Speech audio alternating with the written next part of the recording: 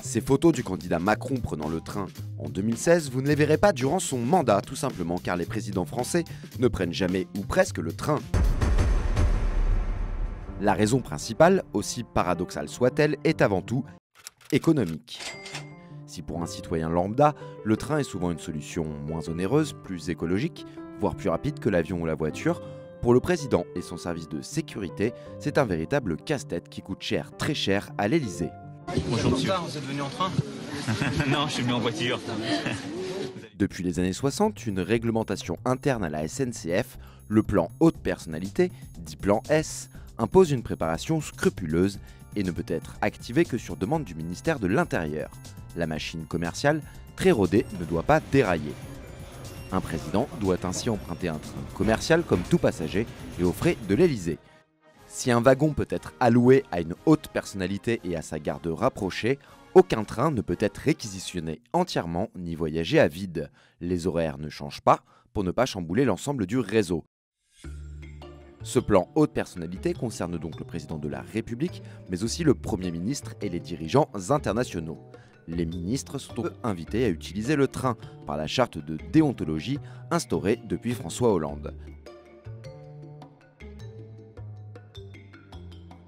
Mais si le président souhaite vraiment se déplacer en TGV, c'est exactement comme tout à chacun, sauf que, premièrement, tous les ponts et ouvrages d'art ferroviaire doivent être sécurisés 5 minutes avant le passage du train par la gendarmerie sur instruction préfectorale. Des ponts ferroviaires en France, il y en a 100 000. Quand Emmanuel Macron se déplace en voiture, la règle est la même. Mais le président de la République, comme Nicolas Sarkozy ou François Hollande avant lui, utilise très rarement la voiture pour effectuer plus de 150 km.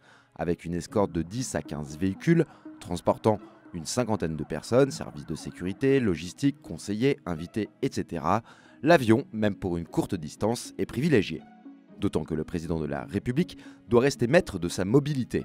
En train, une protestation du poste d'aiguillage ou un suicide entraînerait irrévocablement le blocage du train. Un président à l'arrêt, symboliquement, poserait un vrai problème d'image.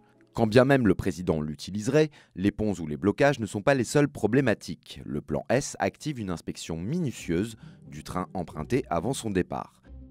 Dès la veille, les équipes de déminage et de l'inspection technique de la SNCF doivent passer le train au peigne fin et le déclarer conforme. Aucune personne extérieure au service de la SNCF et du ministère de l'Intérieur ne peut ensuite rentrer dans le train jusqu'à son départ. Un gardiennage spécial est assuré par la SNCF. Par ailleurs, le train officiel est accompagné d'une voiture balai, soit un train lui aussi commercial, donc avec des voyageurs dedans, dans lequel un ou plusieurs wagons sont réservés aux équipes de sécurité qui devancent les voyages présidentiels et assurent par exemple le déminage. Ces deux trains sont tenus de respecter un écart minimal de 10 minutes. Malgré ces contraintes, François Hollande, souhaitant une présidence normale, avait choisi au début de son quinquennat d'utiliser le train pour se rendre à Bruxelles depuis la gare du Nord à Paris.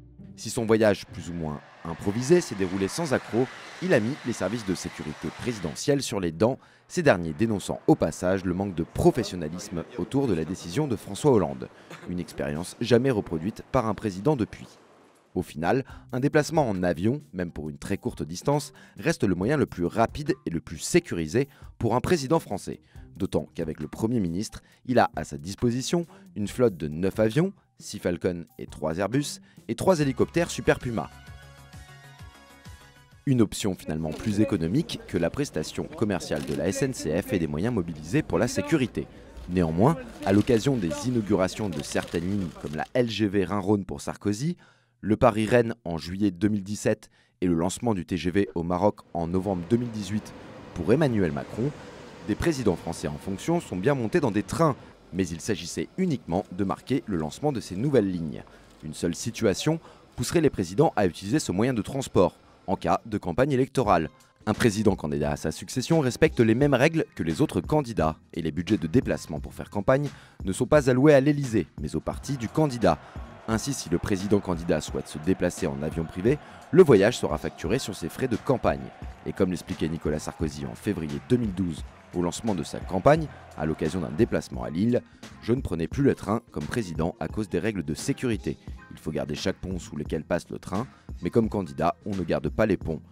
Les présidents et le train, c'est avant tout une histoire de pont.